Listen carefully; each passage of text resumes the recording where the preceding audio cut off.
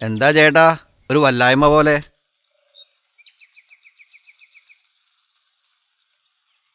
എന്താണ്, എന്തു പറ്റി?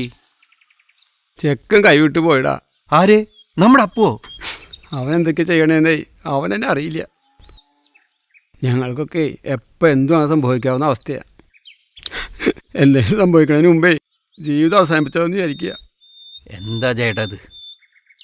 ഏയ്, നമ്മുടെ അപ്പൂൻ്റെ മാഷാണല്ലോ പറഞ്ഞേ. ഞാൻ പിന്നെ വിളിക്കാടോ.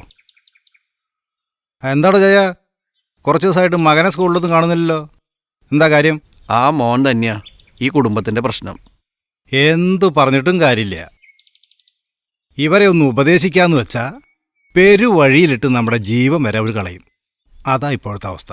ഈ പോലീസും നിയമമൊക്കെ ഉണ്ടായിട്ട് എന്താ കാര്യം? ഇവരുടെയൊക്കെ ശല്യം കൂടുകയെന്നല്ലാതെ വേറൊന്നും നടക്കുന്നില്ല. അതേടോ, ഈ നിയമം കാലത്തിനനുസരിച്ച് ഒന്ന് മാറിയാൽ മതി. ഇത് വിൽക്കുന്നവരോടൊപ്പം ഇതുപോലുള്ള ലഹരി ഉപയോഗിക്കുന്നവരെ കൂടി പിടിച്ച് ജയിലിലിടുക. അതേസമയം തന്നെ അവരെ ഡി അഡിക്ഷൻ ട്രീറ്റ്മെൻറ്റ് വിധേയരാക്കുകയും വേണം. അപ്പോൾ ഈ കാര്യങ്ങളൊക്കെ ഒന്ന് മാറി മറിയും. അതുപോലെ തന്നെ ഈ സ്റ്റേഷൻ ജാമ്യം എന്നുള്ള വ്യവസ്ഥ ഉണ്ടല്ലോ, അതില്ലാതാവണം. അപ്പോഴേ ഇവർക്കൊരു പേടി ഉണ്ടാവുള്ളൂ. നിങ്ങൾ പറഞ്ഞത് ശരിയാണ് ജയേഷേ. നിയമം മാറേണ്ടത് ജനങ്ങളുടെ കൂടി ആവശ്യമാണ്. അത് അവർക്ക് തന്നെ വിട്ടുകൊടുക്കാം.